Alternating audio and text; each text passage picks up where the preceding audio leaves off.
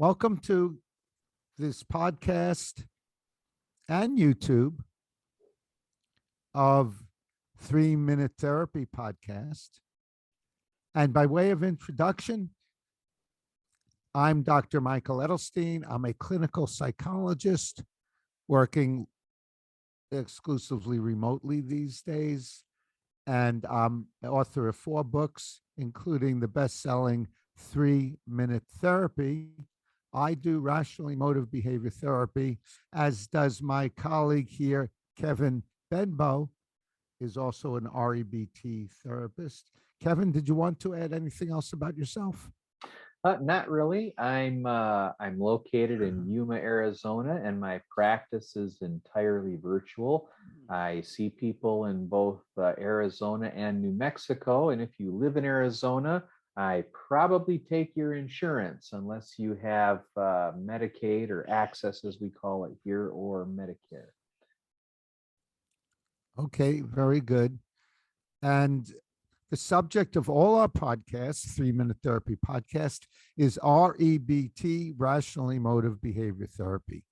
By way of explanation, rational emotive behavior therapy is a form of psychotherapy devised by Albert Ellis, which had its initiation in 1955 by Dr. Ellis. By the way, he's written over 80 books on the subject. And REBT created a revolution in the psychotherapy movement from traditional Freudian type therapy, where you excavate your childhood and your unconscious, to the modern present day therapy, where you look at what's going on at the moment when you have disturbed emotions and behaviors in terms of your thinking, because our emotions and behaviors come from our thinking. So if your emotions or if your emotions or behaviors are off, then that means your thinking is off. So change your thinking. And there's a particular type of thinking that causes emotional and behavioral disturbance, mainly demands, must, should, supposed to's, have to's, demands we put on ourselves, others, and situations in the form of, I must do well and get approval, you must treat me well, and my life must go well, or else it's awful. Today, Kevin and I are going to be speaking about using REBT more specifically with pain management. So, Kevin, did you want to kick us off today? Yeah, sure. I can do that. I have multiple sclerosis, and let me just say it's a very, very mild case of it as far as multiple sclerosis goes. I'm on a disease-modifying medication that has kept me in remission since 2008. The only way it affects me is I feel some burning sensations in my extremities, and I sometimes walk with a cane, mainly for balance. By the One way, thing, Kevin, would you Mhm. want to mention the name of the medication for our viewers who have Well, MS or have friends or family who has MS and may be sure, interested? I can do that. I take Gilenia. I will caution that it's very, very expensive. In fact, it's outrageous. That's probably a conversation for another show. Most insurances cover it. And also, there are another family of these immunosuppressive medications that help with multiple sclerosis. It's important to talk to your neurologist. These medications are not for everybody, and depending on where you are in the world, your whoever funds your medical expenses may or may not pay for it. But I'm fortunately able to be on this medicine, so my MS has been pretty much in check since 2008. I found when I was first diagnosed that I would awfulize quite a bit. My first episode was the worst. I thought I was losing the ability to walk, losing the ability to use my hands, and I was having all kinds of strange sensations. And what happened was, as I would have these sensations, I would basically tell myself how awful it was to be having these sensations. I remember very clearly telling my wife, this was not supposed to happen in my life. And all of these things just did nothing but make the pain worse. Every time I would have a small sensation, I would ask myself, oh my God, am I about to have another relapse? And will it be worse than the last one? Am I going to end up like Stephen Hawking, but without the smarts? Of course, MS and ALS are completely different diseases. Over time, I found that there was nothing I could do about the symptoms I was having. And so the most effective thing I could do was just really accept this is how it's going to be. I'd rather not. I'd rather not have MS, and who would? I wouldn't wish it on my worst enemy. But it's hardly the end of the world. And in my case, fortunately, it was not that severe. So Okay. that's I'd just like to modify one thing you said, Kevin, which was all mhm, very useful, I think. And that is, you said there was nothing I could do about the pain. mhm, And I agree, mhm. but there was something you could do about the perception of the pain. And Right. one thing you could do is, which you did, was not awfulize, tell yourself, this is awful, terrible, and horrible. I can't stand it. I must not have the pain. Mhm. Uproot those thoughts, because that would tend to magnify your perception Mhm. of the pain. Right. Mhm. In fact, today, and that's a good clarification. I can't do anything about it in the sense that I can't eradicate it from my body. The interesting thing, though, is not awfulizing about it, not using shoulds and musts about it. I don't really pay much attention to it anymore. In fact, when I'm working, as I'm talking right now, I don't notice it unless I look for it. And if I think about it, yeah, I can feel it. It's in my arms and it's down in my calves, but it's not as horrific as it was when I first. It's not. I don't perceive it as horrific as I did in the beginning. Yes, and one of the problems with the musts that you highlight is when you have a must, I must not have the pain, or I must not have a relapse, then you're more likely to focus on it, dwell on it, and Mhm, experience it much more. Where if you just ignore it and move on with your life, mhm, then you're not going to experience it at mhm. all or nearly as much. And that's a better way to Yeah. look at it psychologically. Yeah, I would say we ignore it the best we can. There are times when I get tired. I notice my MS most in the evening. After I've been working all day, I might be sitting down eating, watching television, or something like that. If I'm not particularly engaged in something, I will feel it a little bit more.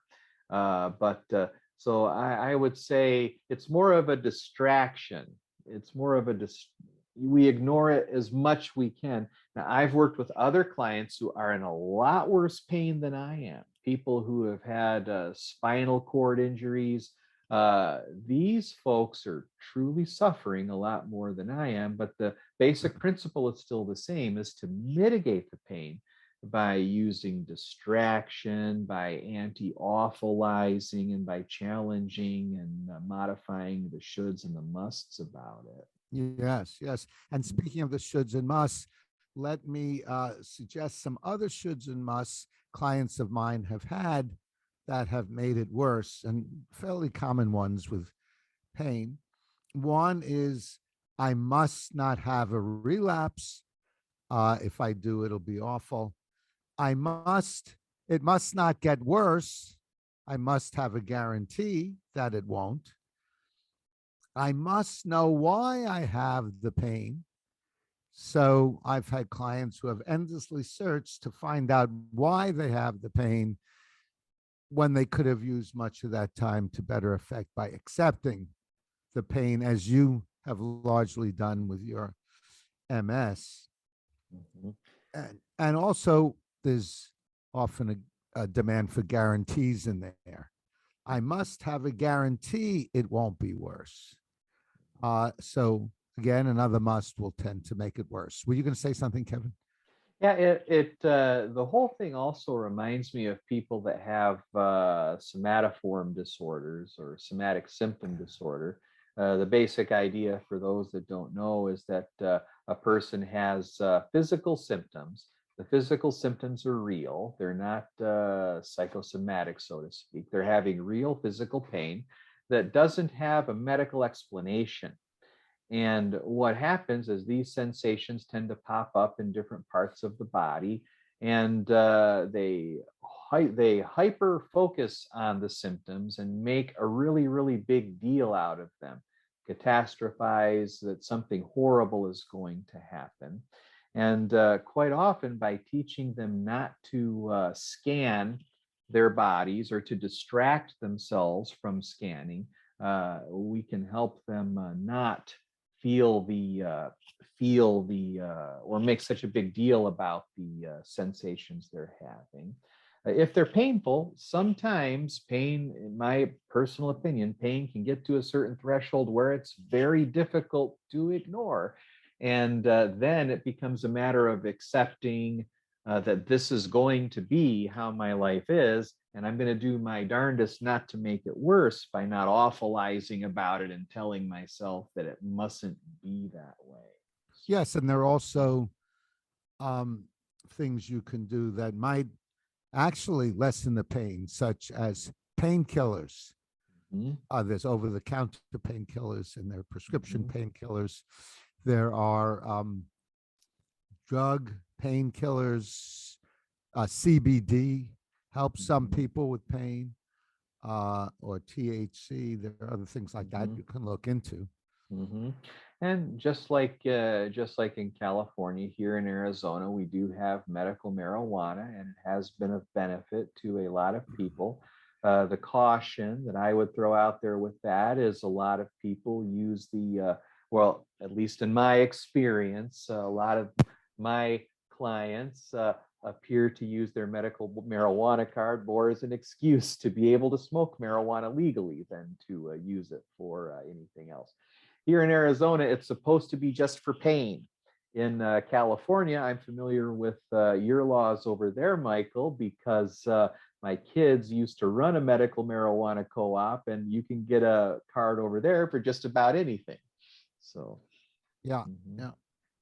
Okay. Now, since one of the things we're focusing on, Kevin, are the musts, I must know I have the pain, I must have a guarantee it'll stop, etc. Let's discuss some of the reasons why musts are false. And it's our contention that musts, any musts, shoulds, ought tos, have tos, got tos, and needs, dire necessities, are always false. And there are many reasons why. One is that a must starts with a preference. Because I prefer not to have the pain, I absolutely must. So, one of the reasons why a must is false is that a preference doesn't equal a must. A preference is a preference, it's subjective, it's how you think and feel subjectively. It can't be proven right or wrong. Whereas musts are absolute and objective. There are musts in the universe, and there are none. They're just musts in our nutty heads, and we can change the thinking in our heads. So uh, that's one of the main reasons why musts are false and are fictions. yeah, there are no musts in nature, are there? This sounds a bit silly, but you don't see one tree telling itself it must be just as tall as the tree next to it. Yes, right. Everything just kind of grows how it does. The same way, if I tell myself, or anybody tells themselves, I must not experience this pain, well, I like to describe it as being in a fight with reality. The reality is I am having the pain, and sure, I'll take medications like anybody else to make it go away, but that's not a guarantee that it will. Right. There's nothing written in the sky, the Bible, whatever, that says that I am exempt from this. Right. And I don't Must would be true and accurate if you were elected ruler of the universe Hmm. and you were in control, then whatever you thought must happen would happen. Hmm. But I haven't noticed that either Kevin or I have been elected ruler of the universe yet. Although I think we're going to run for ruler of the universe on the next election, that would be lovely. Now But you have subjective my vote. humans, yes, Oh, I'm sorry, Mike. I was going to say you have my vote for ruler of the universe. Frankly, I'm not running. I don't want the job. I'm happy right. where I am. Yes, yes, good point. Good point. Um, Another reason why musts are false is because they lead to poor results. They just tend to eat you up inside, doesn't help, as Kevin is illustrating, makes the pain worse. So there's no reason pragmatically why musts make sense. They don't work. They're unpragmatic. Hmm. Another reason is they don't follow logically. It doesn't follow logically that because I prefer X, therefore X must be. That's a non sequitur, not a sequitur. A sequitur is because I prefer not to have pain, I prefer not to have pain, and I have disadvantages when I have pain, Hmm. but it doesn't follow logically, therefore I must not. Yes, and we can learn to live with the disadvantages, and that's the important concept. I really want to emphasize is I'm not minimizing anybody's pain out there. Those of you with chronic pain, worse than mine, I'm not minimizing it. It hurts and it is difficult. What we're talking about is the tendency we have to make it worse than it needs to be. That's really the whole idea here. And we are compassionate toward that. And I certainly would not want to live with some of the injuries some of my clients do. And heart goes out, but please don't make it worse by demanding it not be there. That's Yeah, what we're saying. very good, Kevin. A very good Mhm. addition there. One of the musts that I mentioned was I must know why this is happening, and I must have a guarantee it won't get worse. And I had a client, this is what these musts could lead you to. I had a client who had some pain in his chest, probably muscle pain, but he had a must. I must have a guarantee I'm not going to have a heart attack. Mm. And he went to a cardiologist who said, "Your heart is healthy. Uh, I can't give you a guarantee, but it's highly unlikely you're going to have a heart attack, especially at your age."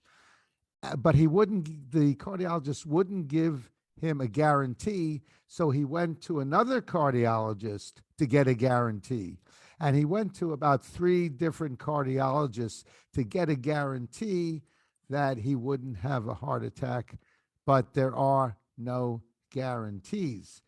There are just probabilities. There are things you can do to stay healthier, not 100% healthy, but there are things you can do, usually in terms of diet, sleep, and exercise. And But oh, go ahead.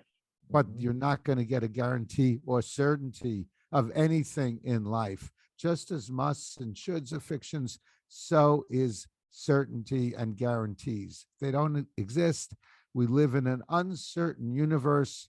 So, as Kevin is recommending, learn to accept it, even though you would like guarantees. Yes, Kevin? And even despite our best efforts, there's no guarantee. I'm thinking about somebody who lived a very healthy lifestyle their entire, for most of their life, was very athletic. It was actually a little bit obnoxious how they would flaunt how everything they ate was low fat. And then, boom, they had a monstrous heart attack and ended up with a quadruple bypass. And now I'm not endorsing going out and load up on ice cream and all that kind of stuff, but I am saying that there are no guarantees, even if we follow. We're physical. we're physical entities with physical limitations, genetics, all of those things. There's just no guarantee. That's right. And also, you remind me that good information is useful also if you want to stay healthy. So do research. And a problem with a low fat diet is it's usually high in animal protein, which is not very good either.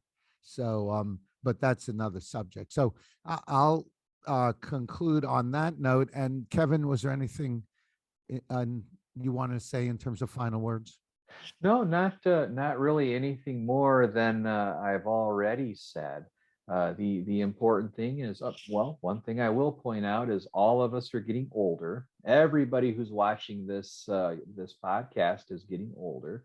And one thing I've noticed in my own body as I age is I experience more pain, not necessarily related to multiple sclerosis. So it will happen. And so just file this in the back of your mind for when it's your turn to experience whatever malady you'll eventually you'll experience.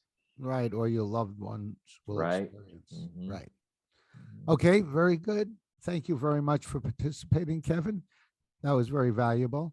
And in conclusion, I'd like to mention that if you liked the podcast, give us a thumbs up and let us know in the comments below. If you didn't like the podcast, let us know in the comments below. Let us know why, some questions you might have.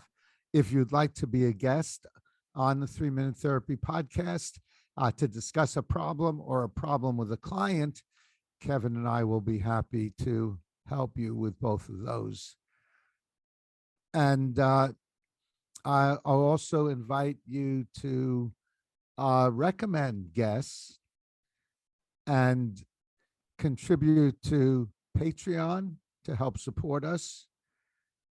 And tune in next week. We'll have another podcast on some REBT related subject. Thank you for watching and keep rational to live a happy life.